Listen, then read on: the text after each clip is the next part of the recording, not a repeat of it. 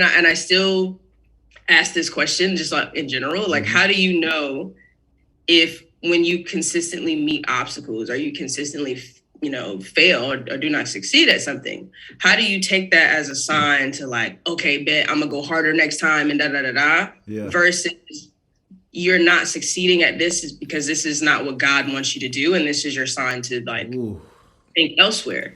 And so after like the second, third time that I took this MCAT, which is almost $400, right? Like thousands of dollars later, how long am I going to keep, trying this and doing?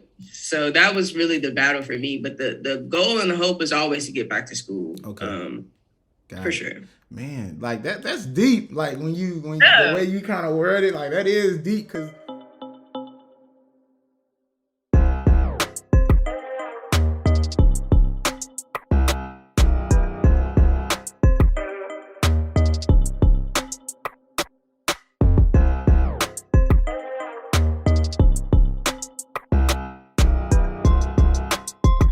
Yo, what's poppin', man? We back at it again with another episode of Big Boss Talk, the podcast, man. Listen, I got another fun guest.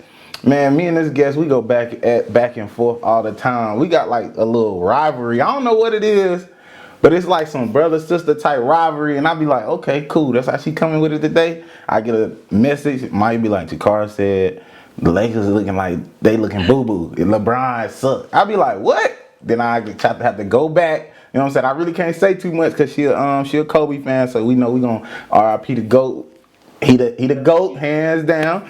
We ain't gonna say talk too much about that, but we just go back and forth when we talk about like sports analysis. Like the way she look at a game and the way I look at a game is totally different, and it's just like total opposites. But then like when we come together, like we can have a great time. You know what I'm saying? We gonna do the thing.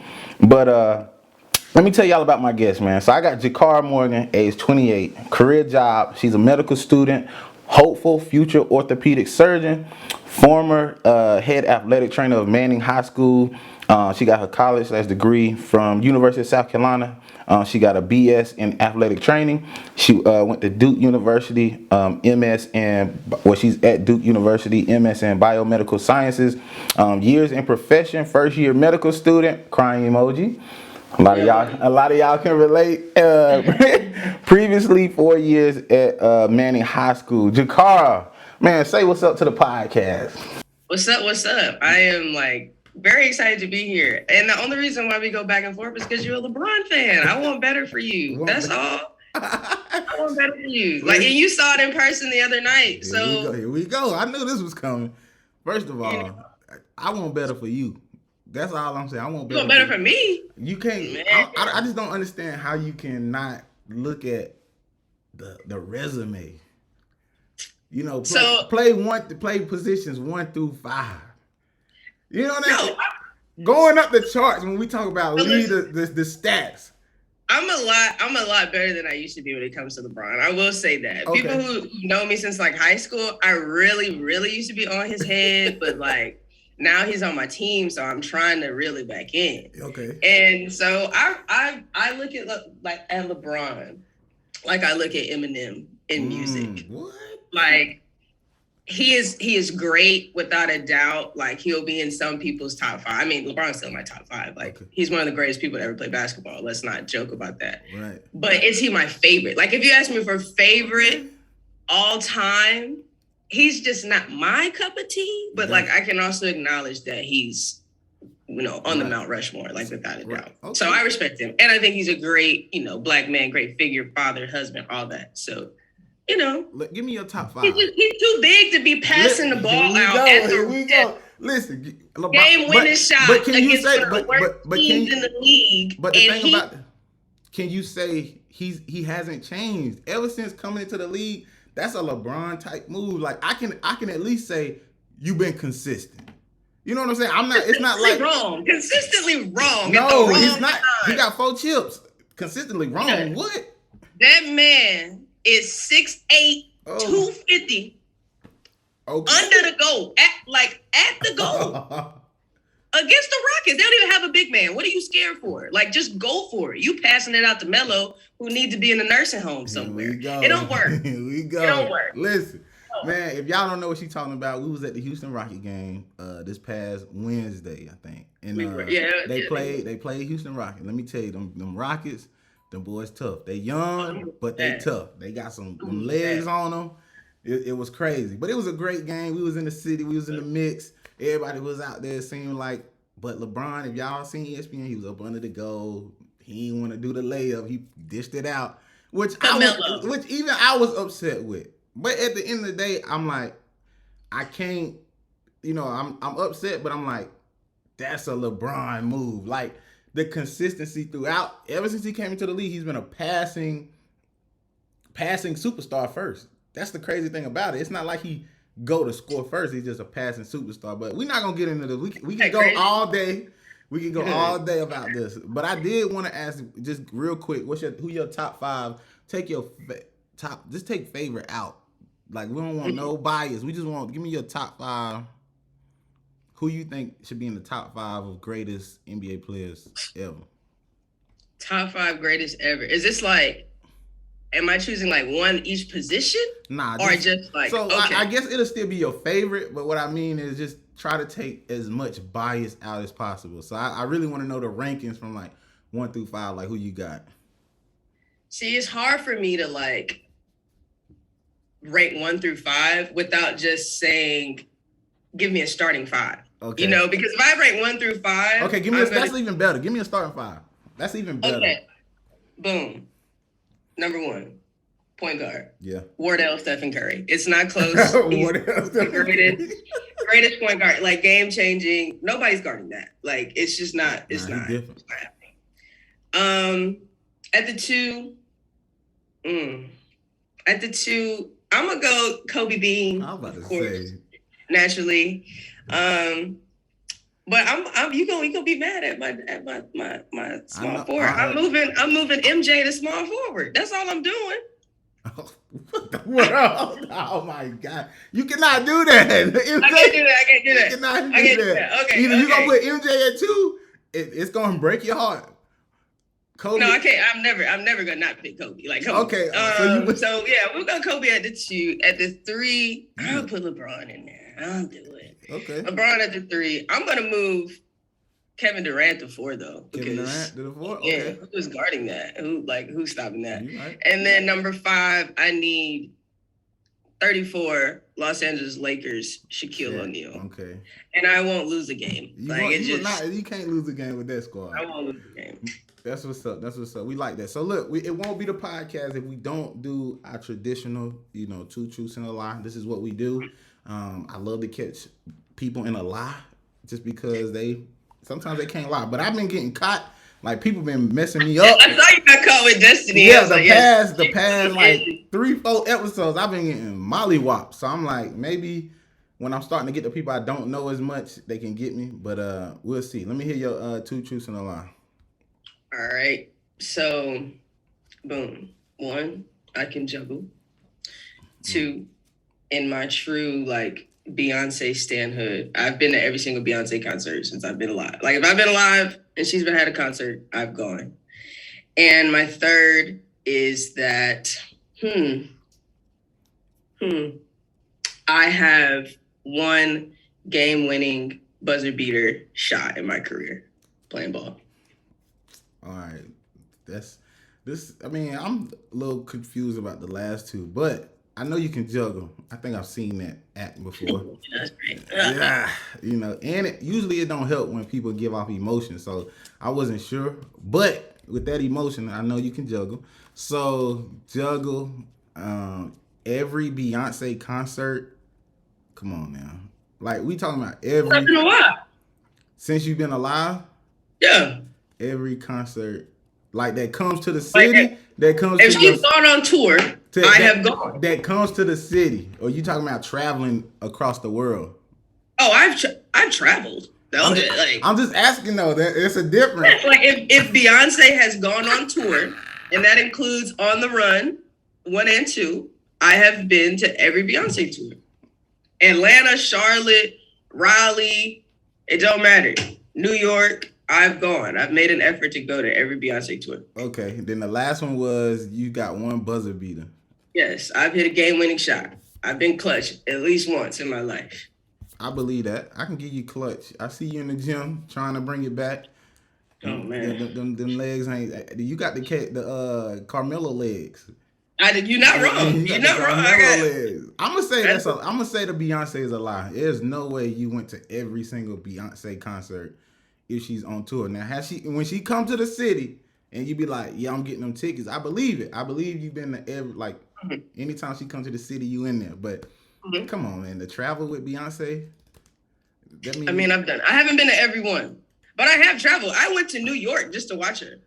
Okay. So traveling is not a problem. But what about when she do concerts in Houston? You been to Houston, Beyonce? I haven't, but that next one, because I think her next album is gonna be her last album. Like I'm just like sitting on that idea, and I'm making a point to go watch her in Houston. I have to before she ends. All right, okay. So yes, that you got me. Exactly. I'm back on track. Look, it's hard to lie. It's hard to lie, man. I'm back on track, but that's what's up. So juggling, how you learn how to juggle? Like, is it just something you just picked up? Well, at elementary school in like PE class, you had a little rags that you supposed to like do. So I would do the rags, and I picked that up super easy. So my PE teacher was like, "Here goes some bean bags. Try them." And so then I picked that up, did that super easy. And in my elementary school, we actually had a juggling club, like a little after-school club. We used to travel around Sumter, juggle for the little nursing homes and stuff. Oh my God! I'm telling you, it was a thing. All the was it all black people or was it white people in there too? It was a few black kids on there. Okay. It was a few black kids. Sure. But yeah, I was in juggling club from like 3rd to 5th grade. So. Okay, juggling club. And med school don't work out. I'm going to the circus. That's what I used to say.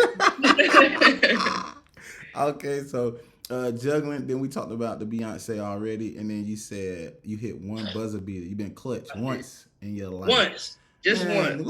Give me the rundown. What was the situation? What?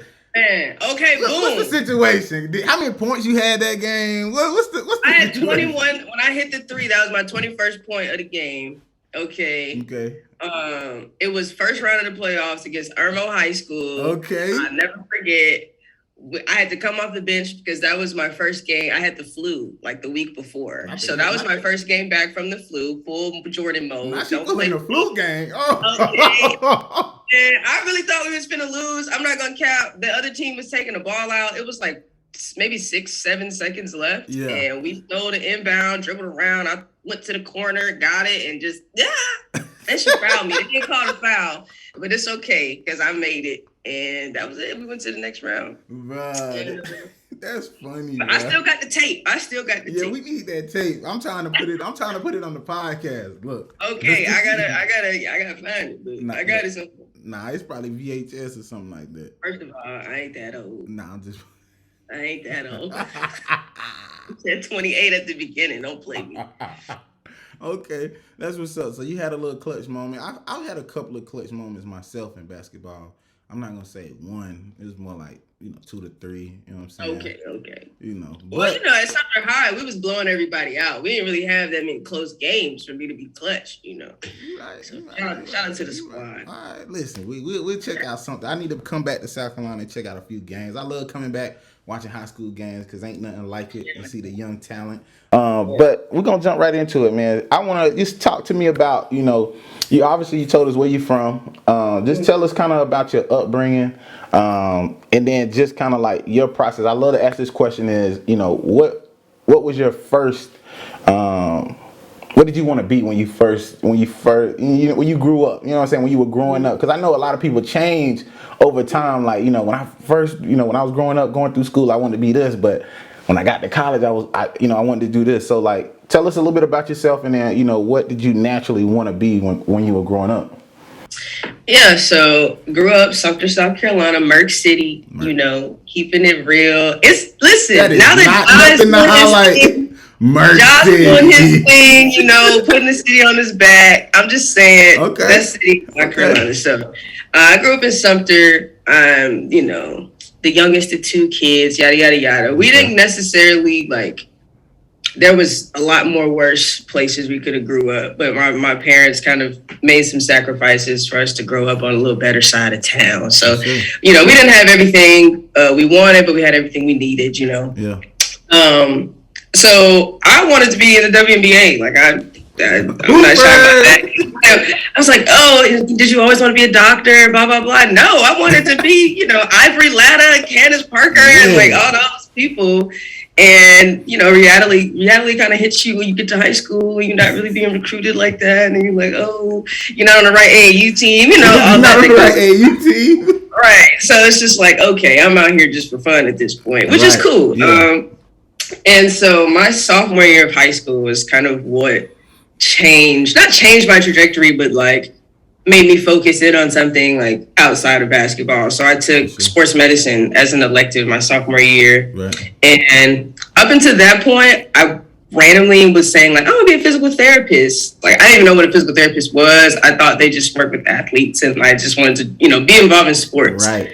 And through that class, I realized that a physical therapist, an athletic trainer, is actually what I thought a physical therapist was. Gotcha. And so that's when I was like, oh, I'm gonna be an athletic trainer, and like kept it moving. Yeah. Next year is kind of what put me on the, I want to be a doctor, I want to be an orthopedic surgeon route, because I broke my hand and missed like all the basketball season basically. And my best friend that same year tore his ACL. So like those were and I was going with him to the doctor and stuff. So seeing that process, interacting with the surgeon for my hand, I was like, oh, you get to work with athletes, you're a doctor, so good money, like X-rays and all that. And I talked to my high school athletic trainer, and I was like, what's the difference between what you do and basically like what this doctor does? And he was like, I do the same stuff. Like literally as an athletic trainer right now, there's no difference in what an orthopedic does and what I do. Really? I read x-rays and stuff. So he was like, it's just extra schooling and more money. I was like, okay, sign me up. So that's where I'm at now. Bro, that's crazy. So we had a few incidents. We talk about reality setting in. Like I know that was a hard, tough pill to swallow. That's always tough for an athlete, especially when you love your sport and you don't like. And for me, I didn't really. All I knew was like I knew my high school, my realm of football, and I was like, we better than a lot of kids that we go against. Right. But you don't think about the other 49 states of kids, like, and I come out here to Texas, I'm like, boy, y'all some big boys out here, like, I mean, like, just tall. So I'm like, man, the pool of just trying to make it into like a professional, realm, even college is very hard, when you trying to get selected. So that awakening process of just saying like, I might not go as far as I thought I was, you know what I'm saying? It's pretty tough. And so, with that, did you have did it really upset you, or was it more or less like, I can't, I'm gonna just pick something different, like, because some people are hurt. I mean, like they go through this really soft depression. We see it. A lot of guys still trying to play, trying to play a certain sport when they like 35, They 35, they still got their Huddle account link in their bio, living. Yeah. We see it. I wouldn't say that I was like upset because it wasn't like I had to go, oh my God, now I don't know what I'm gonna do. Like it's definitely, being an athlete was definitely a part of my identity, but I was also a huge nerd. Like I love school. Okay. So the idea of, now I know in the future I'm just gonna be focusing on school, like it didn't really bother me because I love school anyway. So I look at stuff now though, and like I would watch people in college. When I first got to Carolina, that was like early Dawn Staley era. Yeah. So I was like, some of these girls, like I can hang, maybe blah blah blah. Like you watch certain girls on college and be like, how did you get a scholarship? And here I am, Right. Especially people in your city, like, oh, you should be doing this, you should be here, da da da. Like, so that was managing the thoughts of other people was kind of the biggest thing, but I was cool. Like, it's always the outside influences. And then, so talk to us about. So we on the path of trying to figure out what we want to do, between athletic trainer, obviously physical therapist, athletic trainer, but then just, being a doctor, like a surgeon. Why did you choose to go to Carolina out of all schools? Like, as I wear my Georgia shirt. Exactly. As you wear a Georgia shirt on the podcast. I just asked because I talked to a lot of people from HBCUs and they go up about the HBCU, and I always tell people if I have any regrets, I don't do regrets, but if I had one, I would have went to a HBCU and would have enjoyed that type of camaraderie, that lifestyle, just being around my people. But why did you choose USC? So, I mean, the very like frank answer, I wanted to go to UGA. That's not, and anybody who knows me knows I'm the biggest UGA fan in the world, and didn't even go to school. So unfortunately, my father passed away the beginning of my senior year of high school, and so I just didn't. It basically made me say, "Oh, I have to stay in South Carolina." Like, one, I don't want to be that far away from my mom. Gotcha. After that happens, and also I don't want to put the burden of out-of-state tuition on a recently widowed mother who already has another kid. My brother was at Francis Marion at the time, so I was like, "That's just financially not going to work out." Gotcha.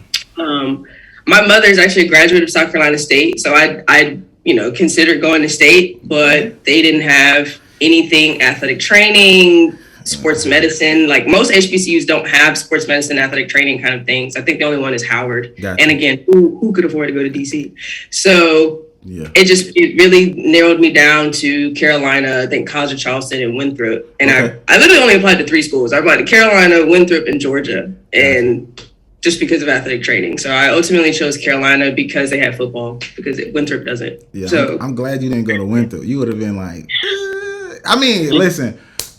And what's crazy is everybody when you get into the college space, everybody talks about Winthrop's homecoming like it's legit. Everybody's like, Winthrop is dope. You know what I'm saying? Like, and for a lot of guys, they always say, man, it's a 1-to-7 ratio. It's like so many women. There are a lot of no men. I did notice that. Exactly. So I'm just like, man, it is what it is. But I didn't know Winthrop was that lit until like I got into college and was getting ready to graduate and all that stuff. Because I was at home and I went to a Winthrop party and I was like, this was in Rock Hill. Like we would have been stepping on campus if we knew this was what, you know what I'm saying? Like this was up, but it was like I visited the campus and everything. Like it seemed like a cool place, but I was like, I need football. Yeah. I just do. Like, even in Carolina football, like it's something for me to watch. And I had a few friends from my classes under high that were going to Carolina, so at least I know people, and so it just made more sense to me. For real, you saw a good Carolina football era though. You was there with. I was the very end. Oh, you at the very end. Okay. Yeah, the year I worked USC football was Clowney's like sophomore. That year he had that big hit against Michigan. Mm-hmm. Yeah. Outback Bowl. That's the year that I worked football. So that's probably the last year they were pretty good. Yeah, that was the last year. They were a game away from the SEC championship game that year. So yeah, pretty good. Okay, that's what's up. So then, talk to me about going into being a athletic trainer, right? For what the world. I'm gonna bleep this out. Don't worry about it. You were at Manning. Yeah, athletic training. I was about to say, tell me about athletic training at Manning High School. Well, you said no, like I said something wrong. Oh no, I was just like the memory. Like, oh, okay, gotcha. I was like, dang, did I mess something up? I was like, we're gonna have to bleep this out. Okay, cool. So tell me about the athletic training at Manning High School. Like, what was some of the good stuff? What was some of the for the people as far as wanting to be an athletic trainer, right? When people, when I think about athletic training, I think about the fun stuff, right? Being around the sports, being able to, watch the games and obviously take care of the kids when they injured. But I know there's some grind, the grunt work of like, ugh, I don't know if I could keep doing this. So like, tell me, what did you love about, being an athletic trainer, and then tell me some of the things that you disliked about being an athletic trainer. So definitely, well, on top of being the athletic trainer, I also had to teach. So that was like, I was contracted as a teacher, sports medicine teacher, and then I got paid an additional stipend to be the athletic trainer. Okay. So the teaching part was like, what in the world am I doing? Like, I wasn't prepared for that. I didn't go to school to teach. Like, I was like, what? A lesson plan? Like, what is this? So it wasn't a bad thing, but it was more like a shell shock thing when I got there to have to lead people. And I was a fresh 23 when I started. Mm-hmm. And I had kids in my class who were 19. Some of them were 20. So it was like, what? Like, this is weird. But the worst part about, to me, athletic training in general is just the the paperwork aspect of it. I hate paperwork. Yeah. Like making sure we log all the injuries and stuff and keep inventory. And the hours, like I was by myself. I was the only athletic trainer. And the area that I worked, Manning, I mean, you know, South Carolina, Manning is, Clarendon County is very poor. Like it's the definition of Title I. So there were a lot of things that I not just wanted, but like certain equipment and stuff that I needed that I couldn't get. We had no money. And there were a lot of issues with like insurance, and if people did get seriously injured, like surgeries and who's going to pay for that and like all that kind of stuff. So it was more stressful because of the level of care that I had for the kids, because I just wanted everybody to just be fine and that their environment is just not fine. Yeah. But on the flip side, the best part of it, what was the kids like you said, you know, the athletic trainer in high school, like the athletic trainer room is jumping. Is where everybody. Let me get some tape. I need some tape. You know what I'm saying? Like, so, and again, I was young, so all the kids just naturally wanted to hang out with me. I was playing, you know, music and stuff, Lil Baby and stuff when they walk in, because I'm 23. Like, I'm not about to be some old church lady just because I'm teaching now. Like, I'm still me. And so that was the best part. Like, you know, being right there on the sidelines, being there with the kids. And the for real best part was like just seeing their journey for a lot of kids. When I got there, I was there for 4 years. So like when I got there, freshmen, see them carry through to their senior year and the people that they become. And that was like, it was very rewarding. I didn't think I was going to like it. Definitely didn't think I was going to be there for 4 years, but it was a great time. That's hard. Like you said, I do remember my athletic training. It used to be wild in there just because everybody used to want to come in and get spatted, you know, get the ankle tape. They have to put a sign up to be like, if you're serious, if you are not injured, like please do not come in here because I got things I need to do. They want to come in and talk. I had a futon in my rooms. They would come in there and lay down. Yeah.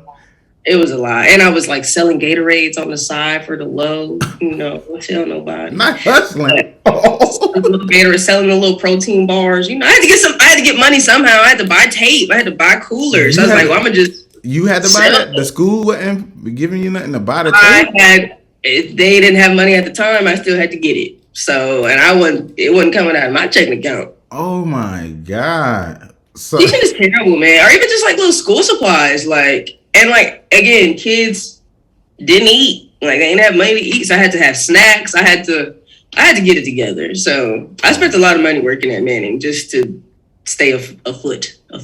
But that is wild. Like that's a crazy insight because as an athletic trainer, you saying you had to pay for all this stuff. So imagine teachers that teach at schools like this for a very long time and they don't have the funds and resources to buy the material that they need. So like, y'all are seriously like underpaid, you know, undervalued to the max. And like, I wish, you know, it was something that we could do to, you know, help change that or, you know, at least increase some type of, you know, pay. Like, you know, if we're going to increase taxes, I would rather to increase the taxes and give it to the teachers or something. Like, it don't need to go into, you know, all this other extracurricular. Like, you say it's for the roads, but this pothole still sitting out here about 5 years later. Yeah, so. Our roads are so bad. Like, now my car messed up. Why? But seriously, working in public education is like, it was such an eye-opening experience because you, like, even in Sumter, we didn't have a lot, but I thought, you know, it was a good school. You're naive, you know, you don't see the other side of it as a student. Right. So to be working on the other side of it, it was like, oh my God, what is that? And I definitely saw you know, heard and saw stories of you going straight mom mode. You know, with I like my guy that's playing at State right now. Shout out to Aaron Smith, okay? Future all MEAC LB. I see you. That's my baby boy, okay? He about to change his number. Number 11. He was number 29. Yeah. But y'all saw him whoop Deion Sanders and them in they bowl game. That's all I'm saying. Yeah. Darius Leonard, better watch out. Next great linebacker coming out of South Carolina State, Aaron Smith. Put this as a preview. I don't care. I'm going to promote my baby. Go off. Hey, I watched the game. I say, man, my guy is tough. I saw him go hard. I did see him at Clemson.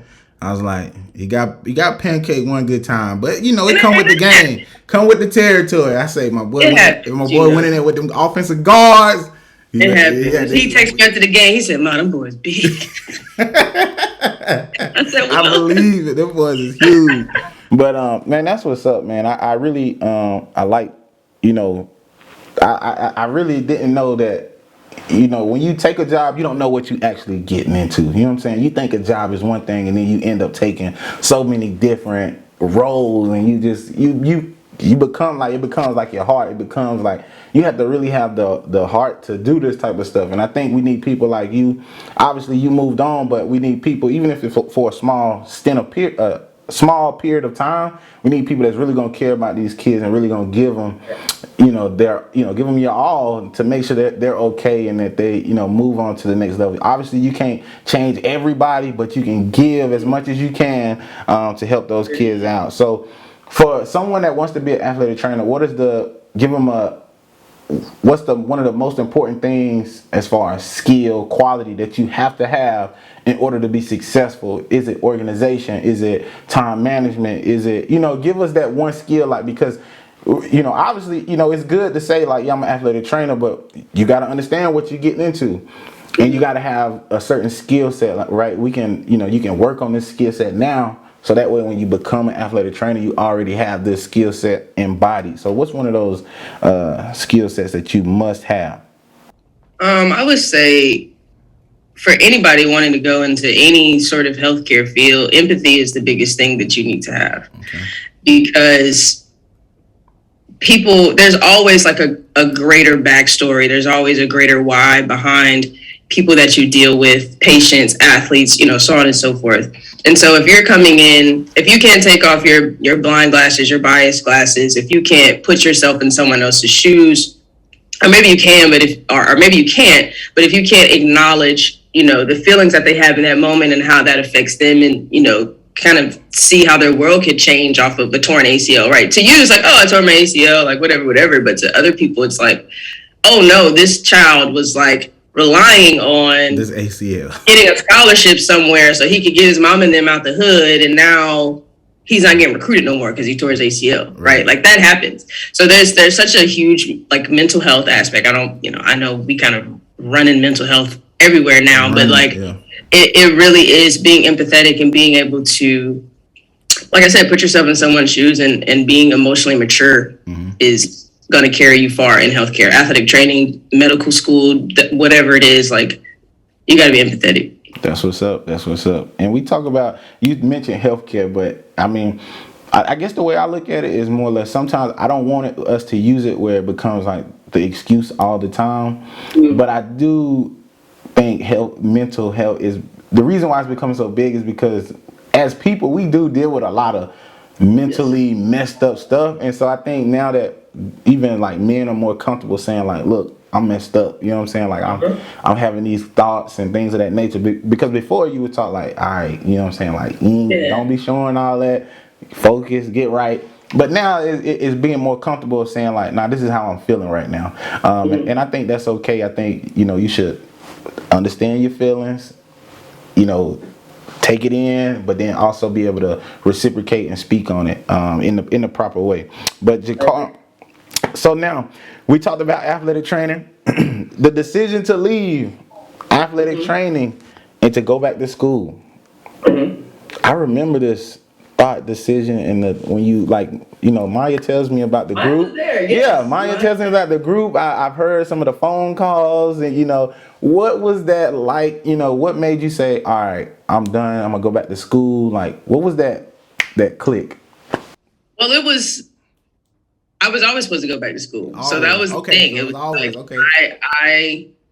I wanted to use athletic training as a great foundation to become an orthopedic surgeon. Like that was it, because I knew that those skills kind of transfer over very seamlessly. But that MCAT is a terrible test. And so it just took a long time for me to get a score that schools even wanted to look at for the MCAT. And so, that's why I was there for so long. I think the battle for me, and what I used to be calling Maya about all the time for advice, was, and I still ask this question just like in general, like, how do you know if when you consistently meet obstacles, or you consistently fail or do not succeed at something, how do you take that as a sign to like, okay, bet I'm gonna go harder next time and versus you're not succeeding at this is because this is not what God wants you to do, and this is your sign to like think elsewhere. And so after like the second, third time that I took this MCAT, which is almost $400, right? Yeah. Like thousands of dollars later, how long am I going to keep, trying this and doing it? So that was really the battle for me. But the goal and the hope is always to get back to school. Okay. For sure. Man, like that's deep. Like when the way you kind of word it, like that is deep. Cause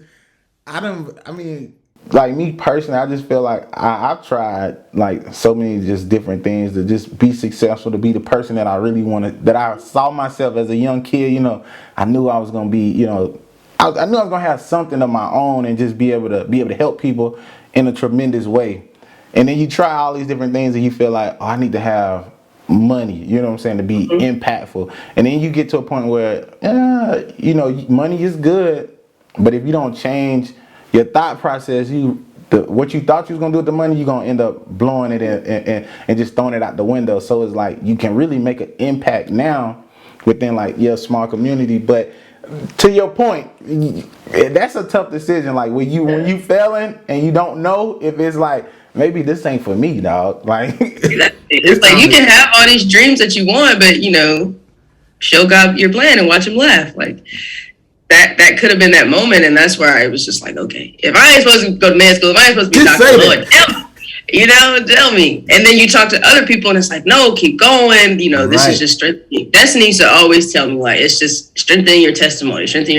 And I'm like, well, how long my testimony finna be? I can't do this too much longer. Like, and for me, like, I have never really struggled academically. Like I, say that very humbly, of course, but like, me taking a test and not being able to pass it is something that's never happened to me before. Like I've always A on a roll, whatever. Yeah. So I was like, what is going on? Like, why can't I do this? So, bro, that's wild, bro. Okay. So then we're in medical school. Mm-hmm. What does the days look like? As far as like schooling, like I saw the crying emoji and I was like, ooh, medical school, because I talked to somebody that was in I think they last semester of medical school wanting to be an OBGYN, and I was like, ooh, y'all got a lot going on. So tell me about medical school. What's the experience been like?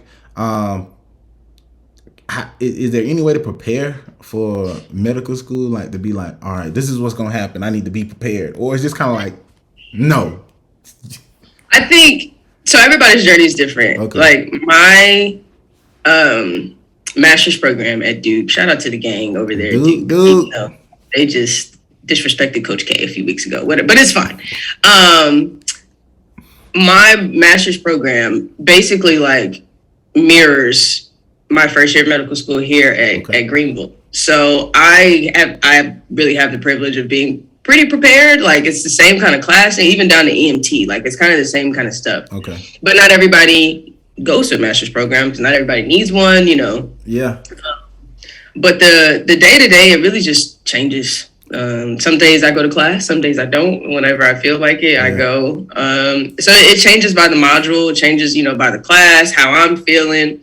But essentially, you need to have your lectures watched and you need to be prepared. We take like a weekly quiz. Right. It's not like graded, but it's really just to see how well you knew the information, and it kind of compares you to the rest of your class. So like you might get a 65 on this quiz and you're like, oh, this is terrible. But then you see the class average was like a 42 and you're like, oh, okay. So I'm still I'm so bad. Yeah, it's fine. The class yeah, no big deal. So that's really it. Like it varies. And for me, like I'm student class president. So my day is always, I got a meeting just about every day with somebody about something, or somebody's complaining to me in my class about something. I got to take care of that. So, it's very stressful because it is, it's like the analogy they use is it's like trying to take a sip of water from a fire hydrant. Yes. Like it's just so much information. It's not like necessarily super difficult. If you like taking the MCAT, taking your science classes, like the concepts and stuff aren't terribly difficult, but it's just, it's a lot. It's a lot of lectures. It's a lot of info, and life doesn't stop while you're in school. So a lot of people are dealing with, side things, and school don't stop while you're dealing with life. So, the work-life balance is really the biggest thing you got to deal with here. Shout out to y'all, man, because I struggle with like sitting and really trying to focus on a bunch of information. I hate being fed a whole bunch. I like being a breakdown piece by piece. I want to make sure I understand this first before we move on. But you know, when you paying for class and you're on a time crunch, like it doesn't work like that. And I just feel like, you know, for people that can do it, I'm like, y'all are beyond smart. I think y'all have a great consensus of how you guys should learn, study. I'm not like that, but what happens, like, you know, let's just say you graduate, and this is one of the questions I always wonder. I'm like, you graduate, you got all this information, but I know when I was in school, like, I could memorize a lot of information and I could pass, you know, certain stuff, but what happens with all this information if you forget it? Like, how you supposed to do your profession? Like, I don't remember. This was year one of medical school. Like, I don't know. You know what I'm saying? Like, what is the, like, and I guess we'll have to figure it out once you know, graduate, become, you know, get into your profession. You gonna get there. Once you get in there and you figure out how to maintain the knowledge, you know what I'm saying? Like, what do you think, like, do you have any idea on, like, it, or do doctors just remember everything? So I think once you, like, get into your actual specialty, you gonna forget all the other stuff that you know. Like, I could go to an orthopedic surgeon right now and, like, show them something from, like, biochemistry that we had our first med school exam on, and they're gonna be like, "What is this?" You know. So once you like choose your specialty and you match and you get into residency, like, all of residency is you focusing on that particular specialty that you know want to go into. So if you're going to surgery, you're going into, like, OB-GYN, whatever it is, you're spending the next 4 to however many years studying that. Just that. And I can't remember, every, like, few years you have to basically retake your board exam. So like, it's making sure that you're remembering the certain techniques and stuff that you need to have. So it definitely, like, keeps you on your toes throughout your entire career, literally. That's what's up. Because I always be worried. I'm like, dude cutting my knee, he might forget what's going on. He might be like, do I, you know what I'm saying? But it's so, like, you don't want to go to, like, you don't want to go to the gynecologist asking about, like, orthopedic stuff. Yeah. Because they don't know. They haven't seen that in a long time. And vice versa. Like, you wouldn't go to the orthopedist asking about, like, your cervix. Like, that's just because what? Yeah. I had to learn in school, but I don't know it now. So don't ask. Okay. So then let me we're gonna go into, you know, once you graduate, you get into your profession. Like, what is one of the things that you're looking forward to the most? You know, is there a certain being paid again? It's not even like you graduate. Not even close. It's not even, because it's. I mean, it's gonna be rewarding to, like, you know, of course, finally be a doctor and like of course. But like, coming from me, who went from having a full-time job, granted it was teaching, but it wasn't a lot of money, but like a full-time job for 4 years to these last 2 years where I'm living off of loans and, like, not making any money. I'm broke. It's bad. I need some money. I need some money. Pay me. Yes. Okay. So you were waiting to get paid. All right. So when becoming a doctor, that was the I gotta ask, was it all about the money? Oh, definitely not. Okay. Like, it sounds bad now that I said that. Well, no. Some people pick a profession because they're like, this is gonna bring a lot of money.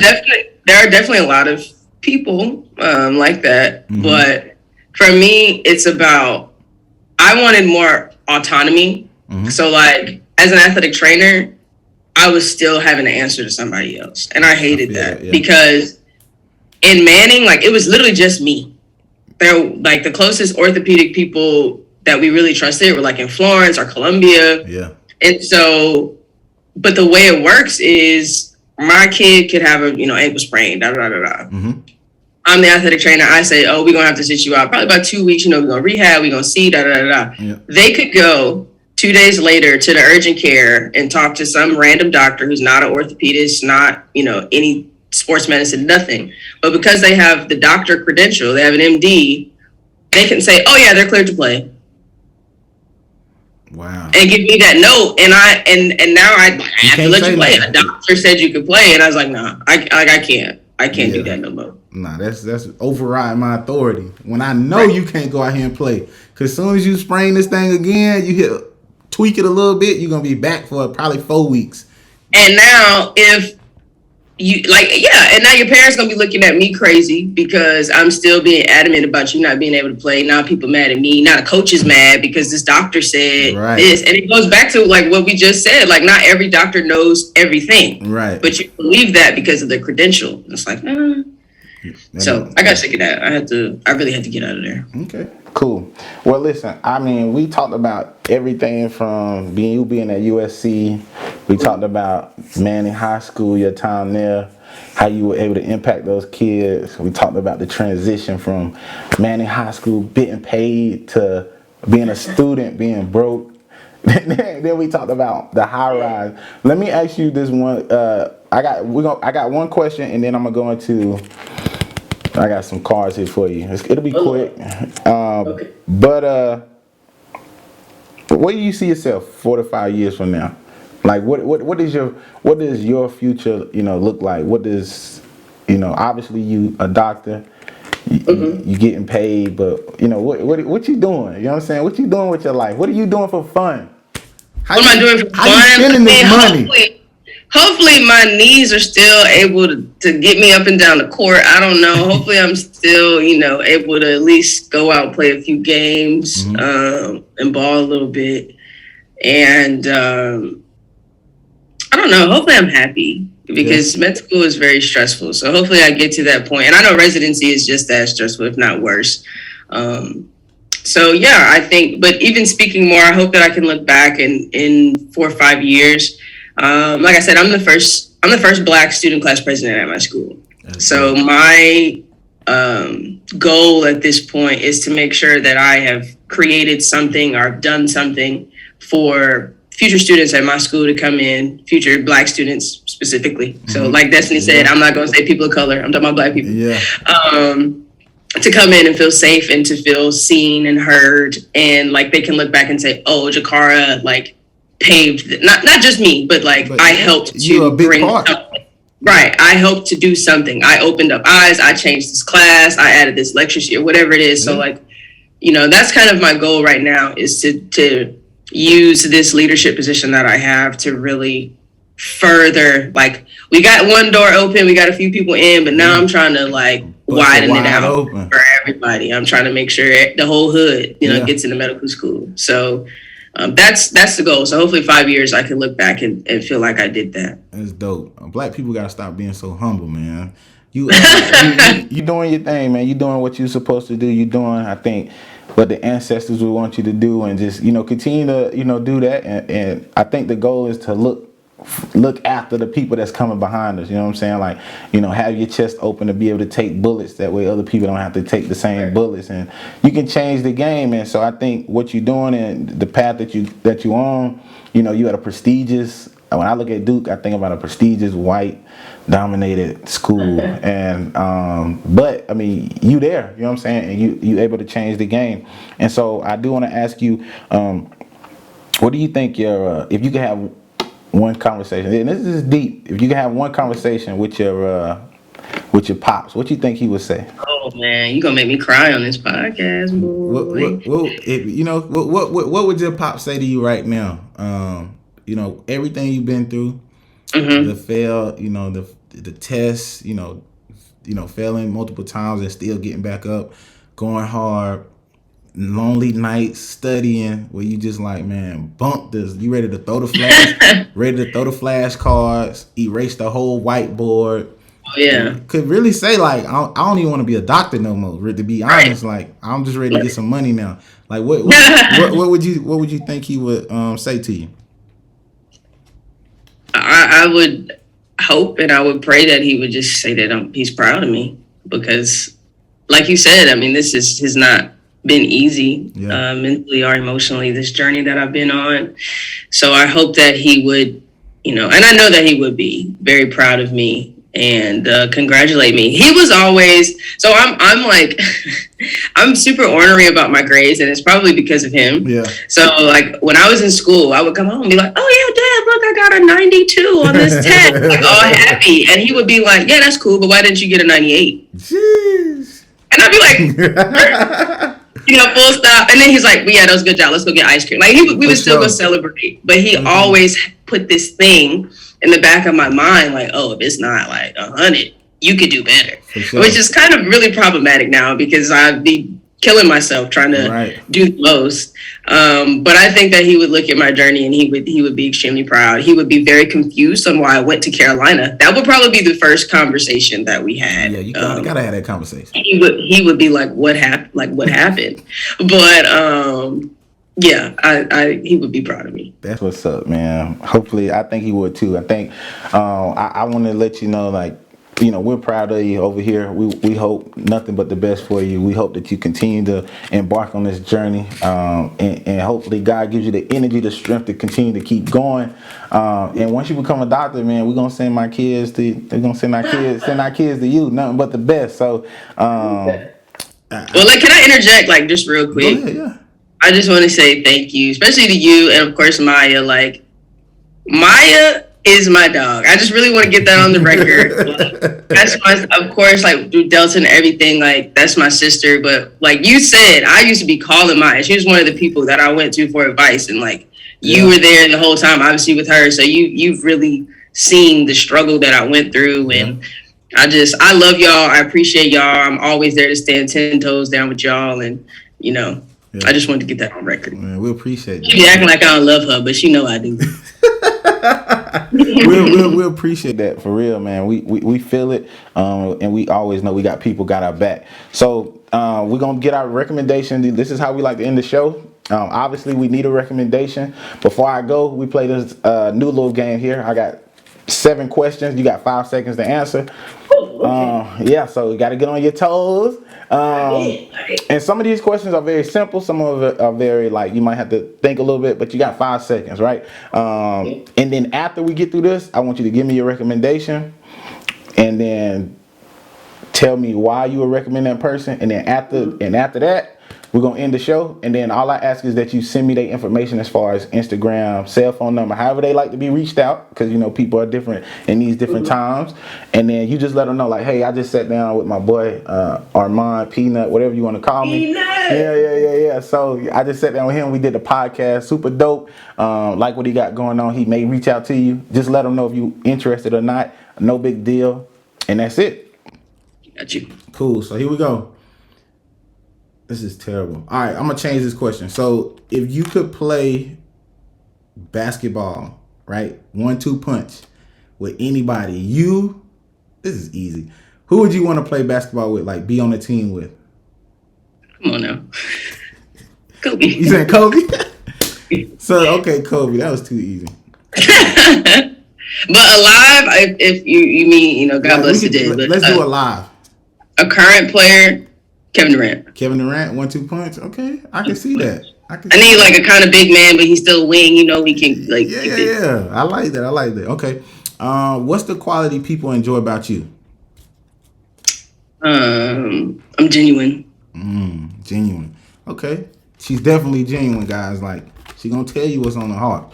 Especially when she talking about LeBron. I'm gonna leave it. Here we go. And then we got favorite TV show to binge watch. Grey's Anatomy. You said binge watch. Like I put that on. It's like background noise a lot of times for what I do. Okay. I do love Grey's Anatomy. Like, it's a great show. Shout out to Shonda. It is a great show. If you could time travel, what period would you go back to? Black Panther Party era. Okay, so we talking like what, 70s? Yeah, like late 60s, early 70s. Okay. Yeah. Just to see it in person, like, you know, like, wow, black folk really walking around with AK-47s and stuff. This is cool. Y'all hard. All right. What's more memorable, movies or music? Music. Music? Music. A lot of people say memorable is like, I don't know, like, I think music is more impactful. I don't know if that makes it more memorable. You think music is more impactful? Absolutely. I agree with that to a certain extent, and the only reason I say that because I think about movies and I can tell you, like, if I'm watching a movie, I can tell you when I first saw it. I can tell you maybe what I was going through. The same way people do about music, I can do it with movies. and then I can hear you say something like, "Oh, I know where you got that line from. That was from a movie." You know what I'm saying? Like when people talk, I can say that, or if like I hear a song, I can tell you exactly what movie it's in. Maya hates it because I always be like, "What movie that's from?" And she don't know, so I'll be like, "Come on, man, get I don't know. I feel like I don't know. I really feel like music is like the key to all the world's problems. Yeah. You know, like I think about, especially like Michael Jackson, for example. It's people who don't speak English and the only English they know is like Thriller.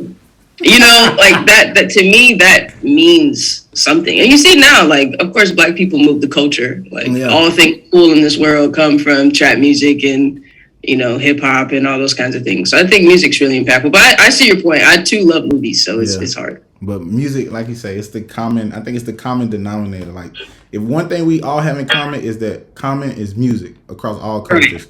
Right. All right, so we got, instead of 24 hours in a day, we got 25 hours in a day. How do you spend the extra hour? Sleeping. Sleeping. I'm really glad I didn't say studying. I'm proud of me for that. Yeah. Sleeping. I said she probably gonna say sleeping. And then the last question is, when you leave Earth, what will people say about you? Oh, come on, 5 seconds for that. When I leave Earth, I leave Earth. I just hope they say that I loved people the way that I wanted to be loved. Okay. You know, I treated others the way I wanted to be treated. That's hard. And I was there for people. I think they'll say that for sure. All right, recommendation, and then we out. You can enjoy it. You get back to bed. You can go to sleep. Where I'm going. That's where I'm going. I would like to recommend my Neo, me and Maya's Neo, Sydney Sanders. Okay. Big Sid. You know Sid. And I think, know, yeah, she done messed me all up at homecoming. Whatever she been mixing. She is a good time. She's a great personality, but you know, she's also a Black female in engineering, which is rare. You know, rare. Like defending her dissertation and all that next week. So she's a big boss in her own. So it's only right that she comes on this podcast. That's hard. We gotta get Sydney. So if you can let Sydney know, like reach out to her. And then if you can send me, I can ask mine for the IG, but just let her know, like, hey, I was on that podcast. I recommended you, and I'll be hollering at her. I did see her little football photos, so I'm gonna get on her. Yeah, I'm saying like I would look forward to that episode for sure. Cool. Well, Jakar, thank you so much. It was a pleasure. I hope you enjoyed it. Hope you had a great time.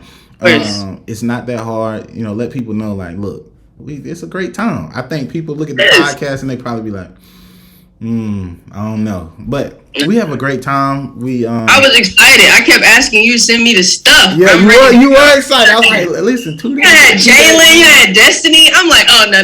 Yeah, we had the gang on there. You know, we had the gang on here. And we just gonna keep growing and keep getting bigger, man. Hopefully you see a lot more people that you know and that you don't know. So we'll just keep doing it like that. But you have a good rest of your day. Talk to me. If you need anything, just know we got you over here. Whatever we can do. Also, for kids, if you know kids that are looking at different professions, if we've had them on the show, I can get them in contact with those particular people and we can network like that. You know what I'm saying? And just say, hey, I got this kid looking to do what you do. Can you help them out in any given way as far as internships, jobs, whatever we can do? So it's a lot bigger than the podcast. We want to use the network that we create to help people. But I'll holler at you, man. Thanks. All right, my brother. Tell mine get out the bed. I will. LeBron the GOAT. Right. See ya. Ain't nothing gonna stop us now. We here. And we back. They say, Peanut, you so cold.